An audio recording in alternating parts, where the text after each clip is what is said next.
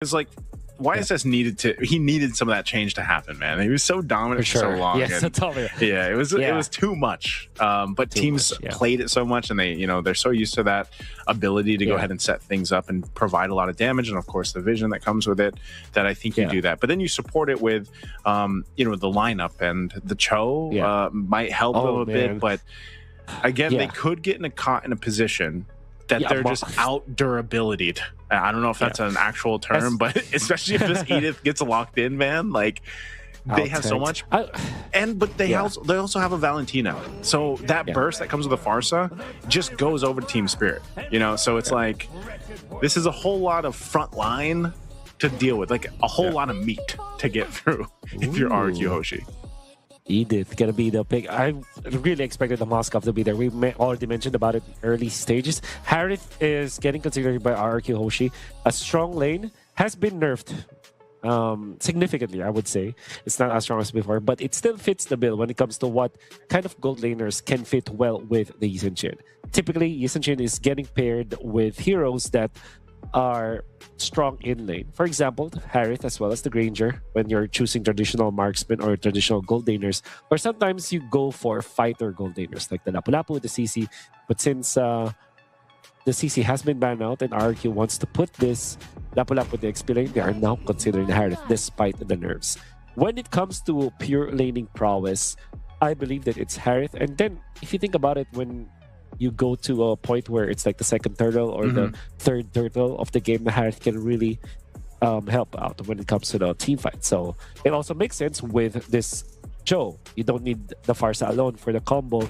You can deliver heroes to the Harith so that you can take it out with the combo. So that is the ideology here for RRQ Hoshi. It's pretty standard draft. Well, for Team Spirit, you're right. They're going in for the tankiness. And is able to go ahead and make that work. It's still a threat, right? So I don't know. You guys can let us know in the chat what you guys think. Is it going to be Team Spirit or RRQ Hoshi in this first game? It's a best of 3 here for Group C. First match, round 1 for Group C, and let us know what you guys think. I think even I echo your sentiments here, Wolf. I do think that Team Spirit, if they get to a point in the game where that tankiness provides them that front line and even the peel that comes with it, they have enough burst damage between Sunset Lover taking the Feathered Airstrike majority of the times. Hell, he might even take a kick, right? He could take the Way of the Dragon if he wanted to from Edok, and make use of that too. And like you said, they just play into a scaling up Moskov. So I think for RRQ Hoshi, it's more so on getting this early game under control, mid-game hopefully too, and they can play into their power spike with this lineup. What RRQ Hoshi is banking on is their early game. That's why they have this Chofas and the Farsa in the mid lane, which clears the wave so fast, as you've seen, that will result to them rotating faster as well, the other lanes. Lapu-Lapu versus Edith. I really don't know how good Edith is when it comes to laning stage, but I do know that Lapu-Lapu is very strong. There wasn't any nerf that's considerable for this Lapu-Lapu. And if there is an outside interference, though, that could be different, because now the Lapu-Lapu is getting harassed by one shot. I was going to say, does the Lapu-Lapu need like a major nerf? I feel like he's just been so good lately, and to the point where like not only are you also pretty durable and you can tank up a lot of damage, but you can do a hell of a lot of damage as a Lapu-Lapu. I'm not sure of too many fighters. Oh, actually, Dyron, look at him go. This is exactly what I was talking about. He is going to die, though. First blood going over to the one shot. And I just think he was getting space for them to go ahead and secure this turtle. That seemed to be the call, but it's Team Spirit to push RQ off the turtle after the first blood kill. So one shot's going to be able to grab the turtle on top of it. Not sure what the play was there for RQ Hoshi, but not what they wanted. That was a very bad engage for RRQ Hoshi. I think they're planning to utilize the Lapu-Lapu ultimate with the Farsa. However, the Farsa ultimate wasn't on point. On point in a way that the members of Team Spirit were able to get away. And to be fair, I think they needed more damage in there, because we already know that is a backshot. That's an Edith and a Gatot-Kacha. 3 heroes that are very, very tanky. And on top of that, they're survitalized. Team Spirit were able to top up themselves again And this time, Kid Bomba, he's still Primal alive. Wrath already going to be used. Dyron taking a brunt of the damage. We'll see if he's able to. He can't survive because the AOG landing right on his head. Dyron now 0-2. Just when you thought you potentially had a kill, man, it's that Primal Wrath comes in clutch. But Hiko, he's actually going to be okay. He survives, but a whole lot of gold going over here to Toy, at least off that turret. Another bad engage for Dyron. I understand why they went for it.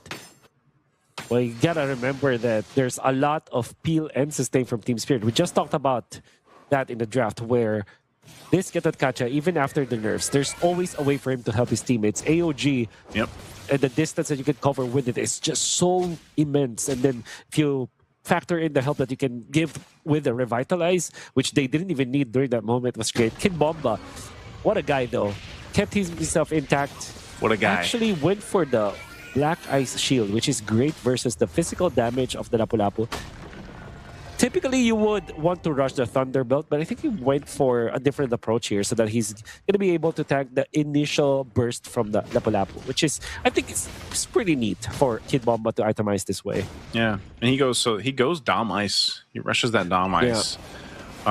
Just a team player, basically. This Kid Bomba with this Edith, they're going to go ahead and blitz this turtle, quickly doing work with that Primal Wrath. And it's going to be up to RRQ Hoshi to kind of make a play somewhere. They don't want this to continue on at this pace because they will get to a point where, once again, this lineup of Team Spirit will just kind of survive through the burst damage that RRQ Hoshi does have right now until later on they can transition into hoping that, Toy gets the items that he needs and the Harith is able to make something work. There's the kick, though. Feathered Airstrike on both sides happening here. Sawa won't be able to survive that burst, even with the Revitalize, so a good play from RRQ Hoshi to make something happen in the mid lane. Yeah. Throwing everything, but the kitchen sink, they might not have enough for... Okay, Edok. Edok was so... Edok goes for it. I guess he wanted to at least take out Hiko. That was a flicker burn, though, too, from Rins. Was that worth it, Wolf? I think a kill on the Moskov will always be worth it for a life and maybe a flicker. Especially because the turtle will spawn in 60 seconds anyway, so you can have plenty of time to recover. So finally, RRQ Hoshi are able to find good exchanges. Although they have utilized so many ultimates just to take out Sawa in the mid lane, it's worth it in a way that you give a kill or assist to Toy. A kill would have been very good for the Harith, but the reason why RRQ Hoshi had a little bit of a W in the past few minutes was because of that kill. Sawa that was followed up by a kill to Hiko. There's a kick again. Wave the Dragon right on the mark. Sunset Lover! Burning the flicker, will be able to survive with the dashes too. There's the Unbreakable Taunt on Sawa, but Edok should be able to get away. But Hiko joins with the SOD, can pick up the kill as he's forced off with Sutsujin joining the fight. Great response from RRQ Hoshi, though, on the defense there. Yeah, great response indeed. They're able to get out. They're also burning some of the important flickers out there. I think that was unnecessary for Hiko, but the fact that he avoided the hand for a little bit maybe could be the saving grace for that. He was able to get some minions as well. However, he's lost one cart up top, which we know is very important nowadays because of the gold cart being increased when it comes to its value. Okay, fight for the turtle. Breaking out here. Feathered Airstrike drop down on Sawa. Sawa popping the Revitalize. They'll toss in the air Dyron as he falls again. They're going to trade it right now for Sawa to fall down. Now one shot, under half health. He's riding around. Kid Bomba able to find a 2 on the knockup. Throwing rings in the air as a kill is picked up. 2 down for RRQ Hoshi. The 1-for-2 trade with the turtle is going to go in the hands of Team Spirit. A hard-fought battle for that last turtle. Kid Bomba making the waves again. Explosive plays coming up Kid Bomba, but there is another play. Hiko does not have the flicker this time and will go down. You gotta have to look at this Moskov now and think like should be a little bit careful now. Big play once again. Toy going under the Zaman Force, trying to get Sunset Lever. Won't happen. Feathered Airstrike going to be dropped down, and it's Sawa that falls. Once again, RRQ Hoshi fighting for what they can. They'll get a couple kills in the last couple minutes. And they're going to put themselves in a pretty decent position. Again, even if they lose some of those objectives, this next lore, the first lore that does come up, it's almost, it's going to come down to the execution on both sides because gold-wise and economy-wise, they're pretty much even. And it's been a good job from RRQ Hoshi kind of scrapping up what they could off of a little bit of a rough early game. In terms of execution, Team Spirit has to kind of correct something here. Because I feel like everybody's looking really good. Sunset Lover, Sawo, One Shot, and Kid Bomba, they're looking great. Kid Bomba was phenomenal. But Hiko, the amount of space that he's given, you would assume that he has a lot of gold already. But he's died twice already in this game. And is actually trailing behind just a little bit against this Harith. So I think that there's something that they have to really fix right now. The way that Hiko plays, because Team Spirit, eventually they will run out of steam when it comes to their core lineup. This Moskov needs to be doing the heavy lifting later on, and if he cannot farm fast enough, he can be run over by this. Hisochino picks up the Sky Piercer. A Sky Piercer for Yisun Shin. They're confident, man. I would say that's confident on how the team fights have been going. They want to build the snacks up here. Little snack stacks. Now Edok in trouble. Goes down to one shot. We're going to force the fight anyways. I'm going to force drop down too. They have the space, but Hiko firing off. Double kill for one shot. What was that fight? RRQ Hoshi just losing two. I don't know if it was by design, if Team Spirit actually went for that play, but that was beautiful. They utilized their tanky heroes, One Shot as well as Kid Bomba, as a bait. And there was a hero for Team Spirit that almost died. Even Hiko was looking like he was under duress, but then the AOG comes in at the perfect timing with Revitalize on top. RRQ Hoshi have Edok and Dyron already very well committed to the team fight. They got baited. And because of that, two of their members were taken out. Sutsujin, you gotta make this Sky Piercer work, because I think they were not in a position at all to pick up that Sky Piercer. Yeah, very interesting. Oh, SOD dropped out. TS just wants to hold down to the mid lane. They're going to force a fight anyway, and AOG won't be able to catch anyone from Sawo. RRQ Hoshi had enough space, so looked like a potential fight. Doesn't break out. Team Spirit, though, they'll go ahead and just recalibrate with the kick again. Coming through, and it's right on target as Hiko falls down. You were just mentioning this. One of the things that TS might have to fix is Hiko's positioning. Now Sawo once again in the mid lane. They're going to go ahead and force the fight again. Revitalize is going to be dropped down. Sunset Lover holding on to his own way. The Dragon, but he has no space to work with to get a kick off himself. A Feathered Airstrike dropped down to Sawo. A little bit of health. He'll get out. The Lord, though, is still working its way up to that tier 2 turret. I'm not sure if TS is going to be able to get much off of this. They do want to join this side of the map, though, to at least get that charge in, potentially get the tier 2, but this is a flying cloud map, so the reinforcements come quick, but the turret will go down. I see the difference for Team Spirit when they don't have Hiko. There's no one to kind of finish off the kills. Yep. But my oh my, the 4 members of Team Spirit are looking good. Oh no! Mention Hiko, man, and he dies again. God. Double kill for Sutsujin. He's making the Sky Piercer work now. 2 stacks there for him. Sawo and Hiko, man. It's gotta give it up to Edok. His target acquisition on these kicks have been phenomenal. Yeah. On the one hand, it's Hiko just positioning himself badly, and on the other, Edok just finding the openings. So far, the deaths that Hiko have accumulated were all done in the river area around the mid lane. So he has to really get out of that zone. And you would think, like, if you're playing the Moskov now, you should be hitting minions. You should not be in the middle. You should be waiting for your ultimate. There were so many stuns and from the other members of Team Spirit, so you can guarantee your SOD to land. This is not how you should be playing the Moskov. And right now, he's what, 1 and 4. Has a Trinity. So he can actually hit hard, but has the tips. What's that stand for again? Anyone wondering, that's a 3-item power spike. TPS. 3-item power spike. He's got the tips. But now, you know, Hiko's got to use... He's got to use his positioning in his favor, though, Wolf. I mean, for the most part, like, I get it. You know, you're on this Moskov. If you have the flicker, that's one thing. But if it's down, there's a lot of kind of awareness that he needs dealing with Edok's Cho. And like I said, that's been a big part where his positioning needs to be what they have to kind of fix here. This Lord is up. Team Spirit looks like they're just going to go ahead and blitz it, though. They see the positioning from RRQ, so this might be an opening for TS to go ahead and take another Lord, but they might break out into a fight. RRQ's way too late for the fight, but they might jump in anyway. Sawo taking the brunt of the damage. He'll AOG out. Team Spirit gives the call to just disengage and get ready to reset with this Lord. They got a flicker from Hiko. That's how shaken Hiko is, man. He used the flicker there. That's how you know that Ford that's got into his head right now. Unfortunately, he gets out to safety. Team Spirit wants to fight this once again. Well, they do have the Lord advantage, so it's going to be recommended for them to team fight. It's going to be tricky, though, because they don't have the flicker on Hiko now. But all other battle spells are ready for them. Yeah, this is the problem, though, man. Without the flicker, like I was saying, and obviously he's still working on, I believe, his 4th item. I'm not sure if he's going to go get the Wind of Nature next, but the fact that Edok has his, he can choose to be aggressive in this. And, they have the information that Hiko is a target to go for. So they're going to clear out this Lord once again. That tier 1 in the mid does fall down, though. So TS making slow work on this map. One shot driving on forward. He's going to go for Toy. Oh, Sunset Lover. I'm not sure if that's where he wanted to put the Feathered Airstrike. Finding one. There's the return from Rins.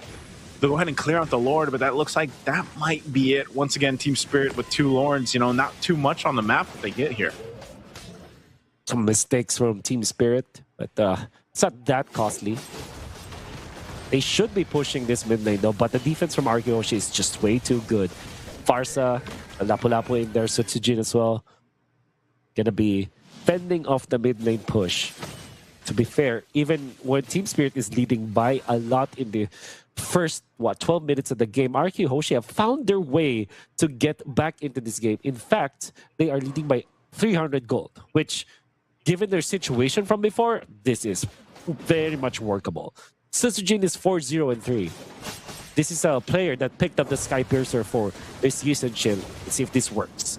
I'm going to go ahead and take the purple buff here, or try to anyway, and it looks like they did. Sutsujin doesn't have that, and SOD thrown out just to keep him in check. But I'm wondering, with this, RRQ Hoshi, like losing a buff or anything like that, it's not too big of a deal. They can go ahead and fight face-to-face against Team Spirit here. I think one of the main points is Hiko just getting to that, defensive item that he needs. He's got the flicker back up. I think the last item he picked up was actually the Malefic Gun for that little bit of extra range to work with here. So more than ever, Hiko's positioning important and crucial in this part of the game as they continue to put pressure where they can too, but we're 15 seconds away from that Lord coming up. Yeah. Obviously get to see the items, because I wonder what the Edith went for. Because at this moment, like 15 minutes, you should have the Stardom side. Oh, Conceal used up. Edok not holding on to that kick for now. They're going to force it a little bit further, though, under this all. There's the jump for the AOG. Kid Bomba's going to be gone. Hiko's still firing off, but he's closed in on by Dairon as they fall. 2 down for Team Spirit. Make it a 3rd. RRQ Hoshi with a huge team fight up top, and they'll swing for the Lord after that. Oh my goodness, RRQ Hoshi, what a good punish. And again, Team Spirit went in for the heads-up play, which looked really good. But for the last few moments that they have won the team fights, it's always when they are on the defensive, when Sawa goes for the peel. Hiko finding the opening onto one of the squisher members of RRQ Hoshi, but Edok was there with the flicker play. Actually finds Hiko, another kick, this time for 1 shot. They want to finish this game now. They're going to go for the end here, 1 shot. Taking a brunt of the damage, but with the wave still pushing in, they'll clear it out. Kinboma, top of the Primal Wrath, so off of all that, they thought they could end it. There's the SOD, he's going to be focusing on Toy. Hiko going against Toy, he's forced off with the threat of Rins and Edok. A jump from Sawo, just trying to catch him, but hey, RRQ Hoshi, after all, when they thought they could end it, they get the base turret up top, and now they have an opening to get the Lord if they can. Go ahead and start it up, but 1 shot will be up in 15. Clock of Destiny. Wow. Clock of Destiny for Kid Bomba. Usually the Starlim site is the priority, but we'll see. There's the kick. Sawo pops the Revitalize. They're just trying to stall out this Lord take from RRQ. I'm not sure if 1 shot's going to be able to get here in time. It does go for a little bit of a reset. Under half health on the Lord, and RRQ has to back off. 1 shot will join this fight quickly with the Flying Cloud, plus being on this Baksha here. So back to the Lord. It's reset Some ultimates down here for RRQ Hoshi, some key ones, the Feathered Airstrike and the kick for Edok, that way the Dragon. So they're just going to go ahead and face off here for this one.